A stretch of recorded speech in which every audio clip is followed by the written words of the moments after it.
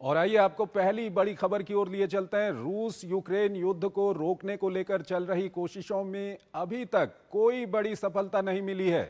एक तरफ यूक्रेन को सुरक्षा गारंटी के नाम पर अब रूस और यूरोप आमने सामने आ गए हैं, तो वहीं रूसी राष्ट्रपति व्लादिमीर पुतिन के तेवर भी नरम पड़ते नहीं दिख रहे। दूसरी ओर अमेरिका ने एक बार फिर साफ कर दिया है कि अगर पुतिन नहीं माने तो रूस पर और प्रतिबंध लगाए जा सकते हैं। आइए आपको इससे जुड़ी एक रिपोर्ट दिखाते हैं और फिर उस पर अपने विशेषज्ञ मेहमान के साथ चर्चा करेंगे।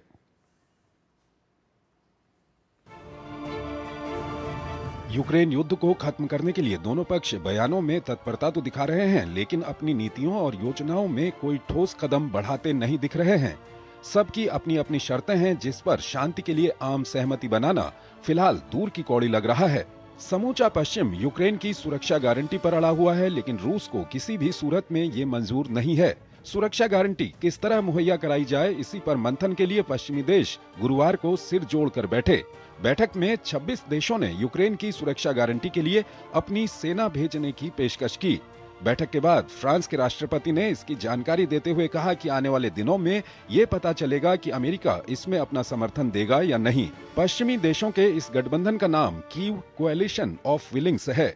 इस गठबंधन में 30 से अधिक देश शामिल हैं। फिलहाल 26 देशों ने यूक्रेन में रीएश्योरेंस फोर्स के रूप में सैनिकों को जमीन पर, समुद्र में या हवा में मौजूद रहने के लिए तैनाती की प्रतिबद्धता जताई है। गठबंधन का कहना है कि यूक्रेन की सुरक्षा गारंटी का मतलब रूस के खिलाफ युद्ध छेड़ना नहीं है, लेकिन अपने बगल में पश्चिमी सेना की मौजूदगी रूस को अस्वीकार्य है। बैठक के बाद राष्ट्रपति पुतिन खुद मीडिया के सामने आए और ऐसा करने पर अंजाम भुगतने की चेतावनी दी। उन्होंने यूक्रेन में किसी भी पश्चिमी सैनिक की मौजूदगी को निशाना बनाने को वैध करार दिया। पुतिन ने कहा कि यूक्रेन को नेटो में शामिल किए जाने की मांग ही संघर्ष का मूल कारण है, तो फिर वो गलती दोहराने की कोशिश क्यों की जा रही है। कुछ सैनिकों की मौजूदगी विशेष रूप से सैन्य अभियान के दौरान तो ये विनाश के लिए वैध लक्ष्य होंगे। यूक्रेन को नाटो में शामिल किया जाना हमें बिल्कुल अस्वीकार है। पुतिन ने फिर दोहराया कि वो यूक्रेन के साथ बातचीत के लिए तैयार हैं। उन्होंने ज़ेलेंस्की के साथ वार्ता के लिए मॉस्को को सबसे अच्छी उपयुक्त जगह बताया। नेटो सदस्यता का विरोध करने वाले पुतिन को यूक्रेन के ईयू में शामिल होने पर कोई आपत्ति नहीं है। हालांकि मॉस्को के प्रस्ताव को यूक्रेन पहले ही खारिज कर चुका है। उधर पुतिन की चेतावनियों से इतर राष्ट्रपति ज़ेलेंस्की ने नेटो के प्रमुख के साथ हुई सार्थक बातचीत के बाद यूक्रेन की सुरक्षा गारंटी के काम को गति देने की जरूरत पर बल दिया है। वहीं भारत ने एक बार फिर बातचीत और कूटनीति के जरिए यूक्रेन संघर्ष का समाधान निकालने पर जोर दिया है। संयुक्त राष्ट्र महासभा में भारत के स्थायी प्रतिनिधि पी हरीश ने कहा, यूक्रेन में निर्दोषों की मौत अस्वीकार्य है। संघर्ष का अंत सभी के हित में है। और इस खबर पर ज्यादा बात करने के लिए हमारे साथ जुड़ रहे हैं पिनाक रंजन चक्रवर्ती, फॉर्मर सीनियर डिप्लोमेट हैं, विदेशी मामलों के जानकार हैं। उनसे हम बातचीत करेंगे। पिनाक रंजन जी, बहुत बहुत स्वागत है आपका हमारे इस कार्यक्रम में। पिनाक रंजन जी, पहला सवाल यही है कि सुरक्षा गारंटी का जो दांव था वो कहीं न कहीं अमेरिका ने यूरोप के ऊपर डाल दिया, लेकिन इसको लेकर के अब यूरोप और रूस एक दूसरे के आमने सामने आ गए हैं। क्या कुछ कहेंगे आप? देखिए, सुरक्षा गारंटी का जो कदम ट्रंप साहब ने कहा था, फिर यूरोप ने भी कहा था, तो वो एक मतलब एक इम्पोर्टेंट सॉर्ट ऑफ पॉइंट है जो भी हम लोग ये जो पीस इनिशिएटिव्स वगैरह हो रही है। क्योंकि अब मुझे तो लगता है कि ये पहले तो ज़ेलेंस्की मानने को तैयार नहीं थे, अब वो मान गए हैं कि सुरक्षा गारंटी से वो आगे बढ़ सकते हैं। पर वो अब विवाद इस पे है कि प्रेसिडेंट पुतिन ने कहा कि हम यूरोपियन ट्रूप्स एक्सेप्ट नहीं करेंगे, जो पीस कीपिंग ट्रूप्स है, जिसको हम पीस कीपिंग ट्रूप्स, तो क्योंकि वो कहेंगे कि ये तो फिर वो नेटो वाले सोल्जर्स ही हमारे यहाँ आ जाएंगे। तो मुझे लगता है कि ये जो नेटो के साथ जो भी लिंकेजेस हैं वो मॉस्को को एकदम मंजूर नहीं हो, और उधर से यूक्रेन भी कहेगा कि नहीं नहीं, हम इन्हीं पे भरोसा करना चाहते हैं। अब देखिए, मैं एक थोड़ा सा फैक्चुअल चीज बता रहा हूँ कि देखिए, जितने भी कई कॉन्फ्लिक्ट जोन्स हैं दुनिया में, जहाँ पे यूएन पीस कीपिंग ट्रूप्स बहुत सारे हैं, इंडिया से भी हैं और कई और देशों से भी हैं। तो मुझे लगता है कि यूरोपियन ट्रूप्स वहां जाना वो मॉस्को को एकदम मंजूर नहीं होगा।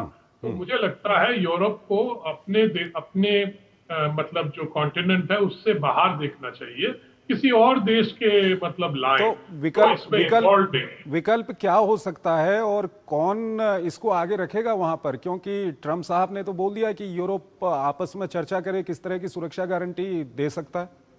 तो ये तो डिस्कशन के ऊपर चलेगा ना। दोनों साइड कह सकते हैं कि ठीक है, हमें मंजूर है फ्रॉम कंट्री एक्स और कंट्री वाई और कंट्री जेड। मैं कंट्रीज के नाम नहीं लेना चाहता क्योंकि मुझे नहीं मालूम है ये क्या होगा। पीस कीपिंग ट्रूप्स और फिर अगर यूएन का उस पर अम्ब्रेला आ जाए तो वो अच्छा रहेगा, क्योंकि यूएन ये काम कर चुका है। अगर हम इतिहास में झांक कर देखें तो इस तरह की बातें यूएन ने पहले भी संभाला हुआ है। और मैं ये भी कह रहा हूं कि इंडिया से भी ट्रूप्स गए हैं, और मैं ये नहीं कह रहा कि इंडिया भेजे, शायद वो मंजूर ना हो उनको कि इंडिया से कुछ कोई आए, पर कहीं और से आ सकते हैं। बहुत सारे देश हैं जो ट्रूप्स भेजते हैं। और तो मुझे लगता है कि वो इस तरह की अगर बातें वो कहें कि ठीक है, अगर पर देखिए यूरोप मानेगा नहीं मानेगा ये भी, और ज़ेलेंस्की मानेंगे या नहीं मानेंगे ये आगे बताएगा कि क्या नेगोशिएशन किस तरह से और आगे। दूसरा सवाल यह है सर कि प्रेसिडेंट पुतिन का कहना है कि वो ज़ेलेंस्की से सीधी बातचीत के लिए तैयार हैं, लेकिन मॉस्को इसके लिए एक अच्छी जगह हो सकती है। क्या कुछ कहेंगे इस पर?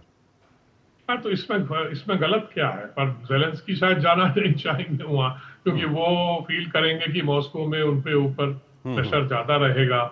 शायद ये अगर फील हो तो वो कहीं और कर लें, न्यूट्रल जगह कर लें, कहीं भी कर सकते हैं, ऐसी बात नहीं है। तो ये सब ओपनिंग पोजीशंस हैं, ये चेंज भी हो सकती है, पर डिपेंड करता है कि वो लिंकेज जो बनाया है ना कि नेटो ट्रूप्स हमारे यहाँ नहीं आएंगे। तो अगर यूरोप मान जाए तो शायद मिस्टर पुतिन मान जाए कि चलो मॉस्को में नहीं, कहीं और कर लेते हैं बात। सर, कहीं आपको कहीं ना कहीं ये नहीं लगता कि ये जिस तरह की बातचीत चल रही है ये कहीं ना कहीं इससे मामला और लंबा खींच रहा है? तो लंबा तो खींच ही रहा है और भी खींचेगा, क्योंकि अरे युद्ध ही तो 3 साल हो गए इस युद्ध। तो इतना लंबा तो खींचा था, किसी ने सोचा नहीं था। तो अब जो पीस इनिशिएटिव है ये भी कुछ दिन जरूर चलेगा, क्योंकि अब ऐसा है कि पुतिन साहब मतलब रशिया अगर सोचे कि हमारे कुछ और माने वॉर टाइम जो ऑब्जेक्टिव्स हैं इस वॉर के, मतलब थोड़ा सा टेरिटरी यहाँ थोड़ा सा वहां, वो जब तक हासिल नहीं होता तो हम ये पीस इनिशिएटिव से भी बातचीत आगे बढ़ाएंगे, पर जो मिलिट्री एक्शन है वो चलता रहेगा कि जब तक हम हासिल सर, न कर लें। अंतिम सवाल यह है कि तेल को लेकर के कहीं ना कहीं भारत को इसमें खींचा गया है, लेकिन जो भारत के प्रतिनिधि हैं संयुक्त राष्ट्र में, उन्होंने एक बार फिर कहा है कि बातचीत और डिप्लोमेसी से इसका सॉल्यूशन निकालना चाहिए। प्रधानमंत्री मोदी भी लंबे समय से ये कह रहे हैं। इस पर क्या कुछ कहेंगे आप? पर ये तो हमारा मतलब एकदम मतलब दृढ़ता से हमने कहा है कि ये यही तरीका है, आप लड़ते रहो मरते रहो, उससे क्या फायदा हो। ये तो बड़ा रैशनल और लॉजिकल एक पोजीशन है, तो यही हम कहते रहे हैं। और इधर आपने देखा होगा कि प्रेसिडेंट ज़ेलेंस्की ने प्रधानमंत्री मोदी जी को भी फोन किया था कि जरूर उन्होंने कुछ कहा होगा जो मुझे मालूम नहीं है, पर क्लियरली इंडिया की तरफ भी पूरा विश्व देख रहा है कि शायद इंडिया का कोई रोल हो इसमें, और कुछ हो भी सकता है कि इसमें, क्योंकि हमारा भी इंटरेस्ट है कि ये युद्ध बंद हो और ये सब जितना भी प्रॉब्लम्स हो रहे हैं उसकी वजह से वो खत्म हो। ठीक है सर, आप हमारे साथ बने रहिए। एक और महत्वपूर्ण खबर है, उस पर अभी हम आपसे बातचीत करेंगे, लेकिन यहाँ पर हमको एक छोटा सा ब्रेक लेना है। एक छोटा सा ब्रेक लेते हैं।